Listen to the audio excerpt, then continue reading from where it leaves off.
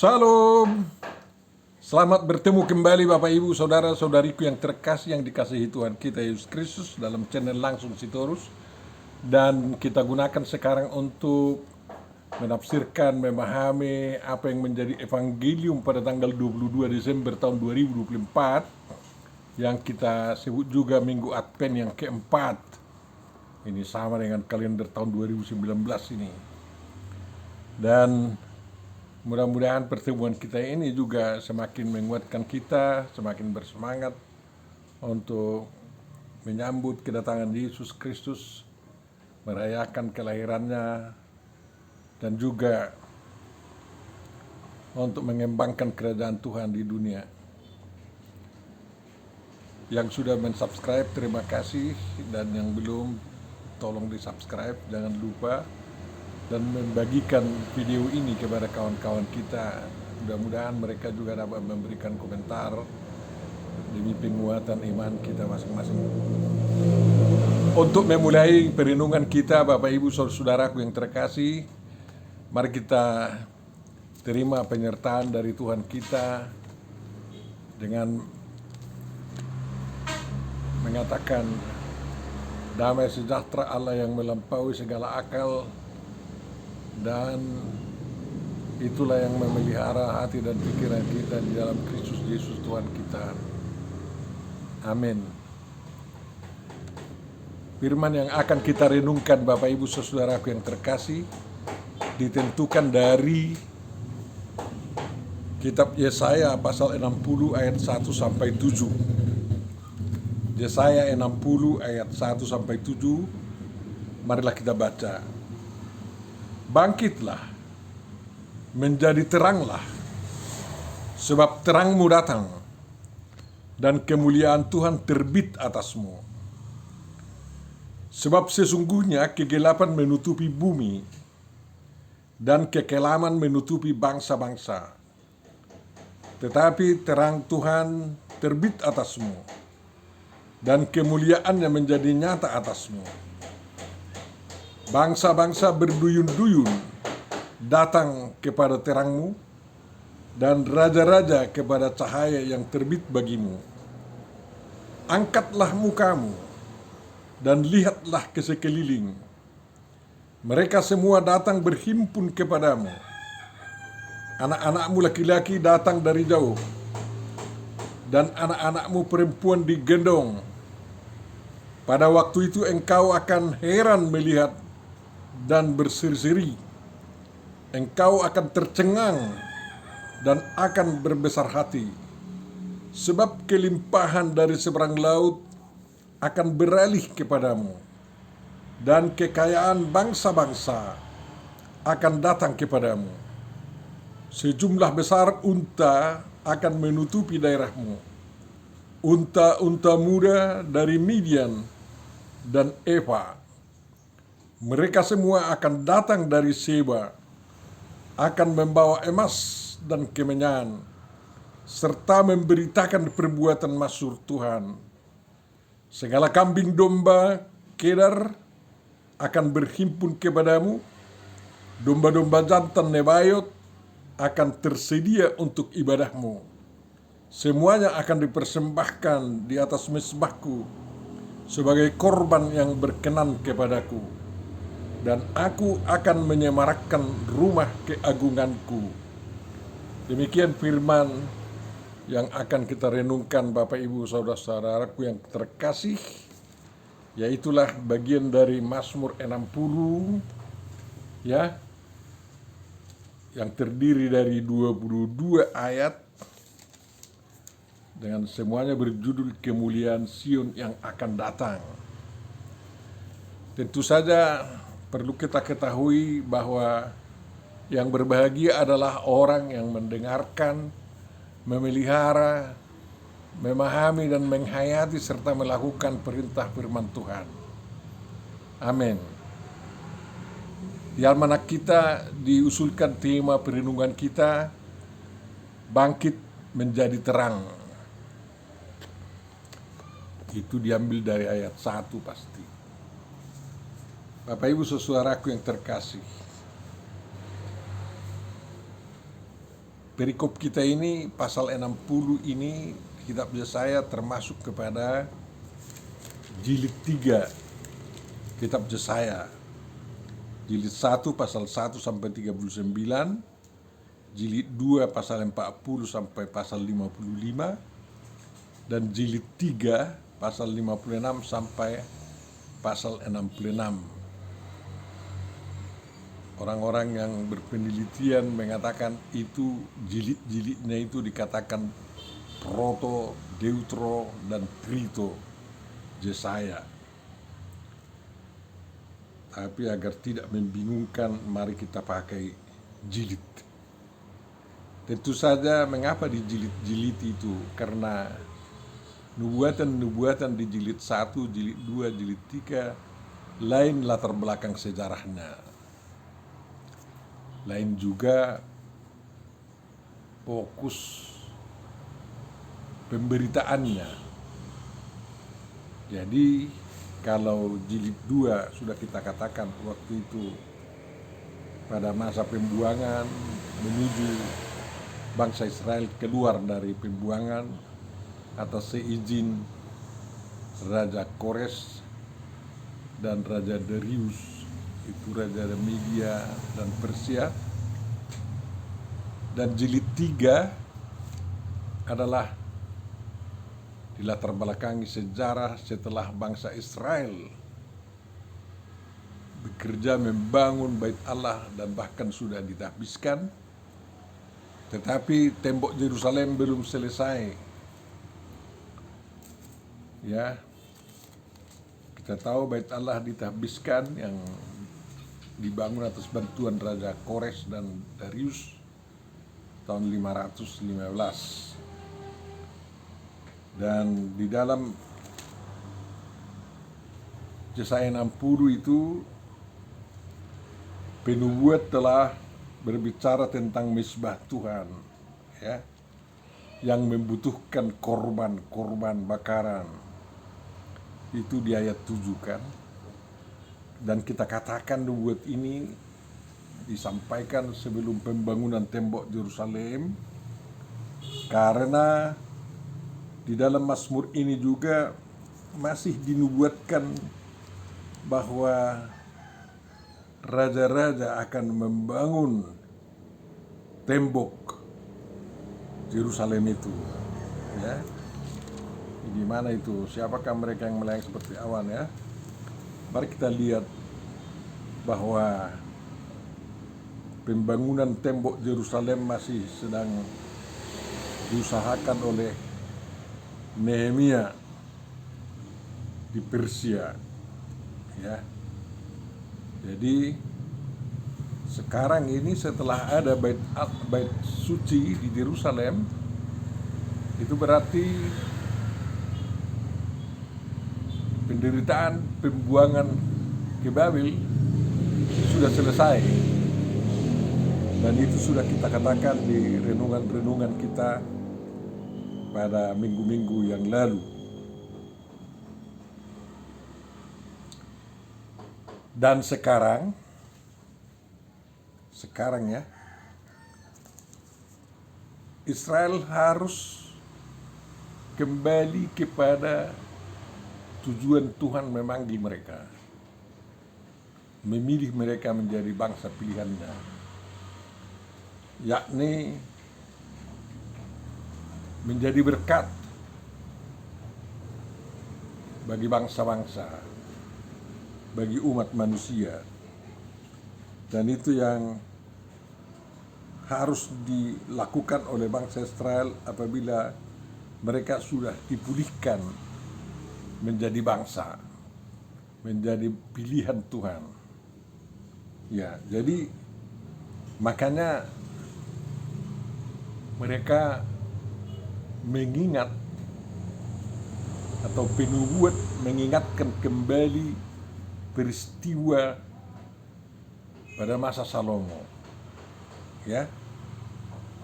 Karena pembangunan bait suci oleh Salomo itu dapat dikatakan sangat didukung oleh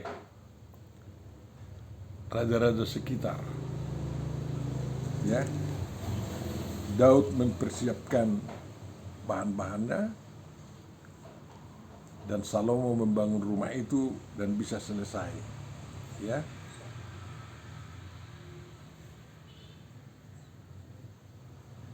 Jadi dia 18 dikatakan tidak akan ada lagi kabar tentang perbuatan kekerasan di negerimu, tentang kebinasaan atau keruntuhan di daerahmu.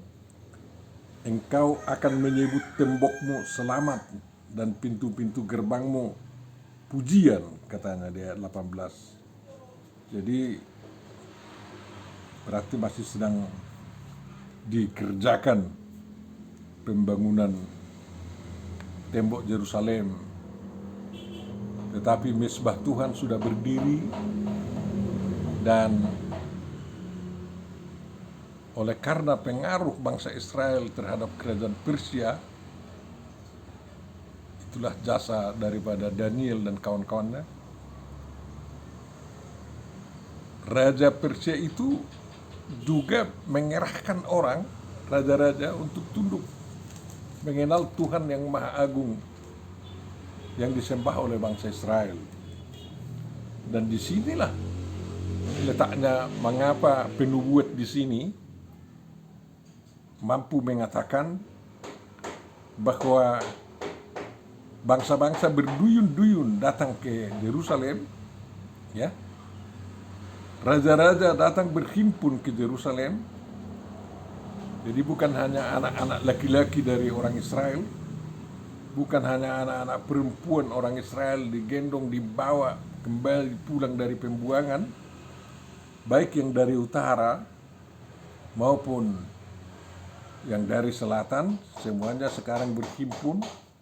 Bangsa Israel yang dibuang tahun 722 ke Babel, dan setelah Babel tunduk kepada Persia, mereka bergaul juga dengan orang Israel, orang Yehuda yang dibuang ke Babel, dan sewaktu ada pengumuman atau dekrit, ya, Kores, bahwa bangsa-bangsa termasuk Israel bisa pulang ke Bonapasugitnya, ke tanah leluhurnya, mereka ikut dapat kembali lagi. Ya. Dan bangsa-bangsa itu memuliakan Tuhan.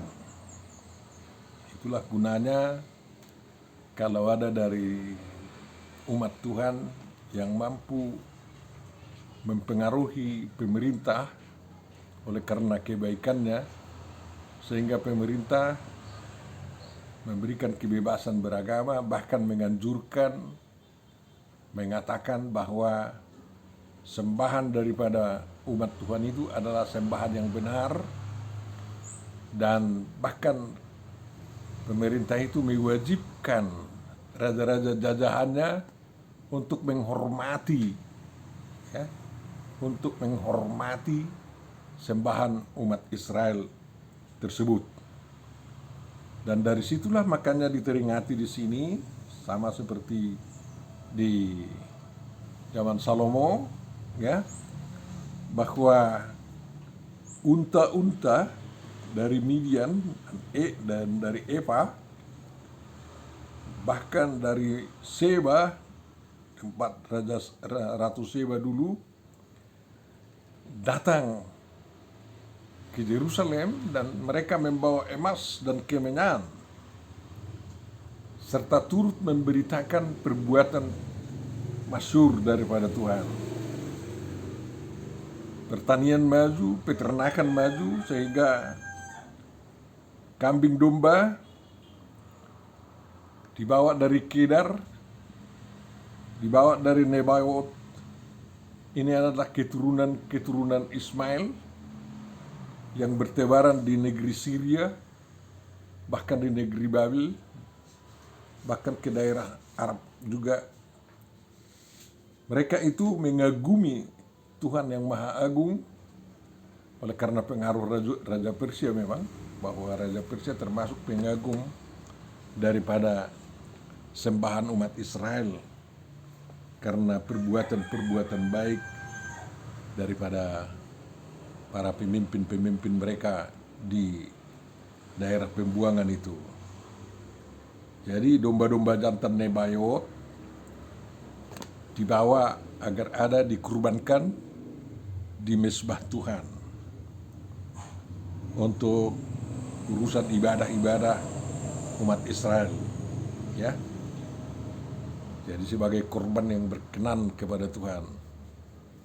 Ya tentu saja pemeliharaan kambing domba untuk persembahan kepada Tuhan belum ada di Bethlehem, yang di zaman Yesus kita kenal sebagai Migdal Eder, ya. Di belakangan itu diurus agar ada kambing domba atau domba-domba yang dikhususkan untuk persembahan kepada Tuhan. Jadi bangsa Israel harus memperhatikan itu, ya. Harus memperhatikan bagaimana Tuhan memulihkan mereka kembali seperti di zaman Salomo. Walaupun bedanya ada bahwa kerajaan Israel tidak ada, namun kebebasan rakyat Israel memerintah dirinya di Yerusalem diberikan oleh Raja Persia, walaupun mereka hanya sebagai semacam kabupaten di kerajaan itu, ya. Jadi itu perbuatan masyhur daripada Tuhan. Dan raja-raja yang tunduk kepada raja kerajaan Persia dan disuruh juga untuk memuliakan sembahan umat Israel, memberitakan kemasyhuran Tuhan tersebut, ya. Dan Tuhan akan menyemarakkan rumah keagungannya itu di ayat 7, ya. Dengan dalam keadaan yang sedemikian, itu semua anugerah dari Tuhan, orang Israel tidak bisa goyang-goyang kaki, ya. Mereka harus bangkit. Tangboy sejak sialang napere. Mereka menyambut anugerah Tuhan melalui apa yang dikerjakan oleh Raja Persia dan Media bagi mereka, yakni membangun bait suci itu dan juga mendanainya. Dan mereka harus bangkit untuk memperbaiki kehidupan mereka. Jangan sampai ada yang kelaparan oleh karena pulang ke tanah leluhur, kan kayak gitu. Jadi bangkit itu bergerak maju, tidak bisa tidur, tidak bisa melalaikan tugas, ya. Mereka harus mempergunakan kesempatan yang sangat indah itu untuk membangun kehidupan bangsa atau umat Tuhan, ya. Mereka harus menjadi terang, ya. Menjadi teranglah, sama seperti waktu Tuhan menciptakan langit dan bumi, dikatakan jadilah terang, maka terang pun jadilah. Jadi terang umat Israel itu memancar kepada segala bangsa-bangsa, bukan hanya untuk mereka. Sama seperti terang Tuhan atau daripada Tuhan itu, kalau itu terang Tuhan, ya kan, belum ada matahari waktu itu, ya. Dan karena ada terang itulah makanya dimungkinkan penataan penciptaan yang dilakukan Tuhan dari hari pertama sampai ke hari ke-6 dan juga dirayakan di dalam hari Sabat. Dan di sini juga di Yesaya 60 ini, bahwa terang umat Israel itu bukan dari matahari, ya, bukan dari bulan, tetapi dari Tuhan, ya. Coba kita baca misalnya di ayat-ayat 19 sampai 20. Bagimu matahari tidak ada lagi menjadi penerang pada siang hari, dan cahaya bulan tidak lagi memberi terang pada malam hari, tetapi Tuhan akan menjadi penerang abadi bagimu, dan Allahmu akan menjadi keagunganmu. Bagimu akan ada matahari yang tidak pernah terbenam dan bulan yang tidak pernah surut, sebab Tuhan akan menjadi penerang abadi bagimu, dan hari-hari perkabunganmu akan berakhir. Demikian nubuatan daripada Yesaya 60 ini di ayat 19 sampai 20 kan. Jadi terang Tuhan itu memungkinkan kehidupan, penataan kehidupan yang bagus dan benar-benar dirasakan oleh semua pihak. Sama seperti pada zaman penciptaan itu. Jadi terang Israel itu menghidupkan lingkungannya, menghidupkan semangat persaudaraan bangsa-bangsa, menghidupkan kehidupan umat Israel yang lebih baik. Dan disitulah mereka bangkit dan bekerja. Tidak boleh berleha-leha. Dan yang paling luar biasa tentu saja karena bangsa umat Israel itu sudah menjadi terang, sama seperti zaman penciptaan itu, kegelapan yang menutupi bumi menjadi terusir. Memang di Kejadian 1 ayat 1 kan dikatakan, Kejadian 1 ayat 2 kan, kegelapan menutupi permukaan laut kan kayak gitu. Dan tetapi Tuhan setelah mengatakan jadilah terang, kegelapan pun pergi. Maka kalau umat Tuhan menjadi terang, mereka mempunyai penerang abadi yakni Tuhan, semua kegelapan dari lingkup kehidupan umat manusia, dari lingkup kehidupan umat Israel, umat pilihan Tuhan, harus hilang. Jangan ada lagi yang hidup di gelap-gelap. Demikian juga sekarang ini, kalau kita menjadi terang, jadilah terang. Tuhan Yesus adalah terang dunia, dan kita juga adalah anak-anak terang.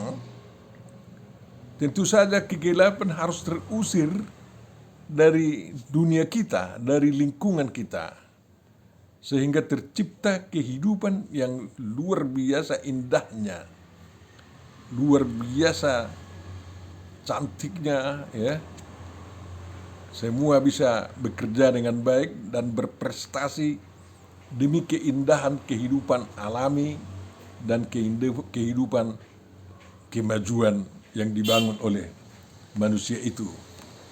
Tentu saja terang itu bisa terus berjalan dan berguna karena kemuliaan Tuhan,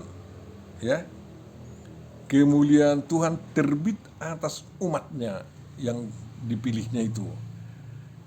Kita pun menjadi terang dunia karena kemuliaan Tuhan terbit atas kita. Jadi bukan kemuliaan iblis yang kita junjung-junjung, bukan. Bukan kemuliaan ular naga yang kita junjung, bukan. Bukan kemuliaan lembu sapi yang kita muliakan, tetapi kemuliaan Tuhan. Karena apa? Itulah bagian manusia yang belum berdosa, yang dosanya sudah diampuni dan pulihkan keberadaan manusia itu. Sebagaimana saya sering katakan, harus diingat bahwa penciptaan itu menciptakan manusia, ada dua sifat yang dianugerahkan Tuhan kepada manusia itu, yang dikatakan hampir seperti Tuhan, Di Mazmur 8, yaitu dua sifat itu harus kita ingat, kemuliaan dan hormat, Jadi kalau Tuhan sudah menebus umatnya, sudah menghapus dosa-dosanya, baik waktu bangsa Israel, dosa itu sudah dihapus sehingga mereka bisa pulang dari pembuangan, dan dosa kita sudah dihapus oleh karena darah Tuhan Yesus Kristus, keberadaan kita sebagai manusia sejati dipulihkan, dianugerahkan kepada kita kemuliaan dan hormat. Dan itulah yang dikumandangkan oleh penubuat di dalam Yesaya 60 ini. Sebab kemuliaan Tuhan terbit atasmu, dan kemuliaan yang dipancarkan dengan terang ilahi itu akan mengusir kegelapan yang menutupi bumi dan kekelaman yang menutupi bangsa-bangsa. Jadi kalau kita memang memancarkan terang kemuliaan Tuhan, tandanya adalah bahwa kegelapan di bumi ini harus hilang. Kekelaman bangsa oleh karena permusuhan harus hilang. Sehingga damai sejahtera seperti dikatakan penubuat di sini, ya, terasakan sampai sudut terjauh dari dunia, dari bumi ini, ya. Siapa yang tidak mengejar kalau ada terang, ya? Jadi penubuat di sini benar-benar mengatakan yang benar bahwa raja-raja berduyun-duyun datang kepada cahaya yang dipancarkan oleh umat Tuhan yang telah dianugerahi kemuliaan Tuhan dan terang Tuhan itu. Jadi ya tentu saja umat Israel, umat pilihan Tuhan harus menyambut bangsa-bangsa yang datang itu, jangan menolaknya. Jangan seperti bangsa Israel yang selalu eksklusi. Dan itulah yang diperbuat oleh umat Kristen, tidak eksklusif melainkan inklusif. Menyambut semua bangsa-bangsa menjadi pemulia Tuhan, menjadi pemuja Tuhan yang maha kuasa itu, ya. Dan dengan demikian pergaulan umat manusia, pergaulan bangsa-bangsa menjadi berkat bagi seluruh bangsa-bangsa di dunia ini. Tentu saja kita akan heran melihat itu. Kalau bisa terjadi, kita akan pasti tercengang.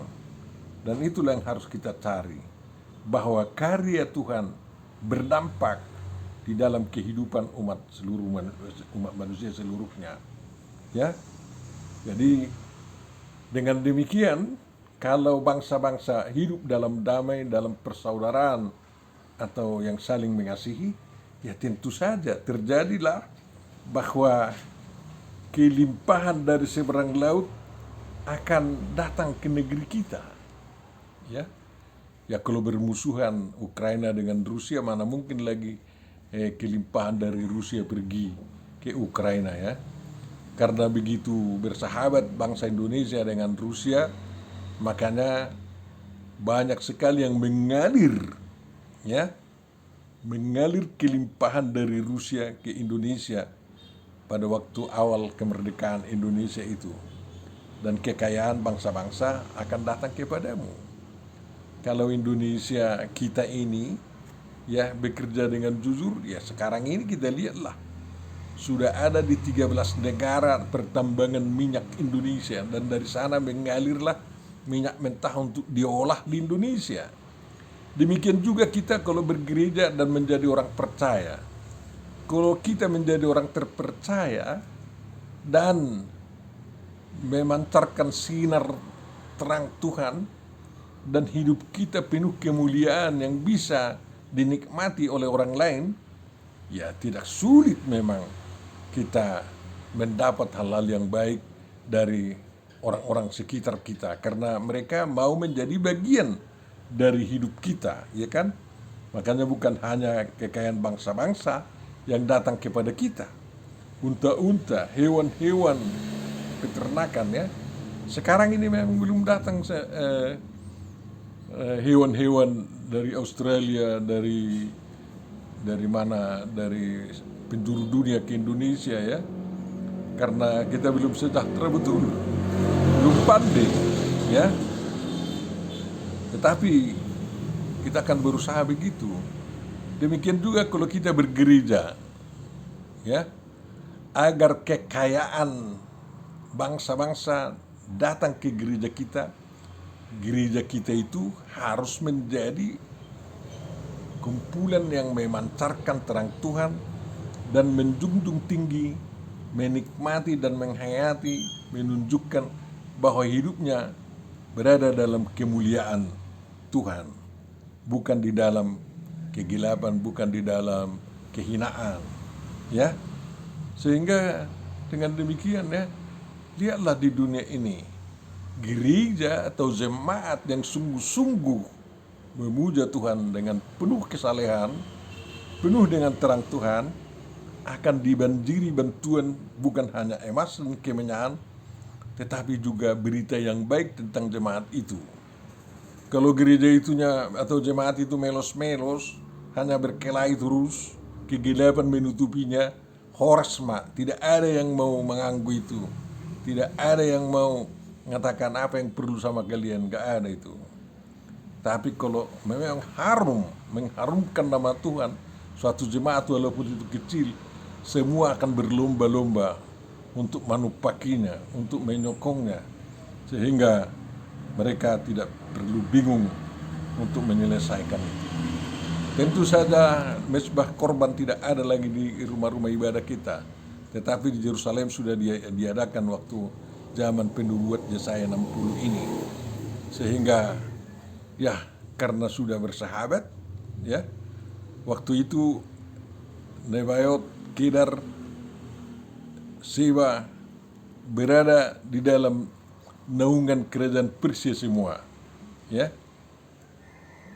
Sehingga terjadi persahabatan seperti Indonesia Raya lah waktu itu, negeri di sana, karena Persia menjadi penguasa dunia dan di setiap negeri ada raja-raja yang tunduk kepada Persia, kan kayak gitu. Dan mereka seperti bersaudara lah pada waktu kejayaan kerajaan Persia tersebut, sehingga saling menolong itu tidak sulit bagi bangsa-bangsa. Kekompakan terjadi di Indonesia pun begitu. Kalau kita ini umat beragama memancarkan sinar terang Tuhan dan kemuliaan Tuhan, tentu kita umat beragama walaupun berbeda pengakuan imannya, pasti saling mengasihi, ya. Tidak saling membunuh, tidak saling mencaci, tetapi saling topang menopang. Kalau ada dari suatu agama tidak dimengerti, bisa umat beragama lain menerangkan, kan? Kalau memang dengan demikian, sebaliknya. Tetapi tidak seperti sekarang. Kalau kita menerangkan tentang pemahaman kita tentang agama mereka, kita ditangkap, diadukan, menghina kami. Bukan begitu. Itu sebagai tanda kegelapan hidup itu masih. Jadi yang paling indah kan hidup dalam persaudaraan yang penuh kasih dan saling menopang, penuh kemuliaan, dan terang Tuhan tetap memancar dari masing-masing kelompok yang ada.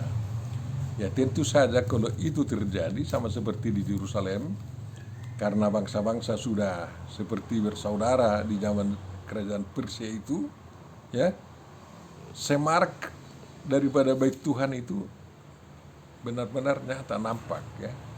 Sehingga tidak omong kosong apa yang dikatakan oleh Tuhan, aku akan menyemarakkan rumah keagunganku. Dan itu dilakukan pada waktu setelah bait suci selesai dibangun dan ditabiskan. Dan pada waktu itu bukan hanya umat Israel ansih, bukan hanya umat Israel semata-mata yang ikut bersukaria dalam penahbisan bait suci di Yerusalem, tetapi juga datang dari Susan, dari Persia, dari ibu kota, dan dari kerajaan-kerajaan kecil tetangga yang tunduk kepada Persia waktu itu, ya. Tentu saja baik dari negeri-negeri di luar pantai, seperti dikatakan, suku akulah yang dinantikan, pulau-pulau yang jauh. Kapal-kapal Tarsis berlayar di depan untuk membawa anak-anakmu laki-laki dari jauh, perak dan emasnya dibawa serta. Itulah pertanda bahwa bangsa Israel sudah pulang dari penjuru dunia. Ya sangat disayangkan memang Israel sekarang ini masih terus diperangi, ya. Mereka berusaha untuk memulangkan bangsa Israel dari seluruh dunia walaupun tidak semua mau ikut pulang ke Yerusalem. Tetapi kalau terus masih ada perang di sana, ya dunia ini gawat. Makanya setiap bangsa termasuk Indonesia harus mengusahakan perdamaian bangsa-bangsa yang ada di Timur Tengah termasuk kepada Israel. Kalau sudah perdamaian itu ada perdamaian antara Kristen, Islam, dan Yahudi, pembangunan rumah Tuhan yang ketiga akan dimungkinkan juga. Kalau tidak ada omong kosong, semua saling membunuh seperti sekarang ini, ya. Apa keadaan hidup yang bagaimana itu, ya? Karena kegelapan masih menutupi negeri Israel di situ, menutupi kehidupan bangsa-bangsa di sekitar Israel juga.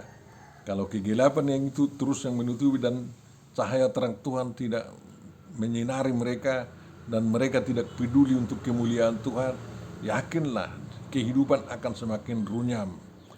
Maka kita di Indonesia harus menjaga agar jangan terjadi seperti di Timur Tengah itu. Jangan ada perang atas nama agama, jangan ada perang atas nama merdekalah negeriku, mau berdiri aku. Yang sudah merdeka Indonesia Raya, mari kita bangun bersama. Yang kita pun begitu. Denominasi gereja harus benar-benar bisa bekerja untuk kemaslahatan umat dan bangsa, kemaslahatan gereja-gereja, bukan untuk menimbulkan kegelapan dalam kehidupan orang Kristen, tetapi terus memancarkan cahaya terang Tuhan di dalam kehidupan ini. Tuhan memberkati kita. Amin. Terima kasih Bapak atas renungan yang sampai kepada kami. Berkatilah itu bagi kami, sehingga kami bisa bangkit dan juga memancarkan terang kemuliaan-Mu, dan terpujilah nama-Mu. Lindungilah semua umat manusia di Indonesia ini. Ciptakanlah kehidupan yang penuh persaudaraan dan penuh kasih di kalangan bangsa kami. Sempurnakan doa kami dan terimalah, kabulkanlah di dalam Yesus Kristus Tuhan dan Juru Selamat kami. Amin.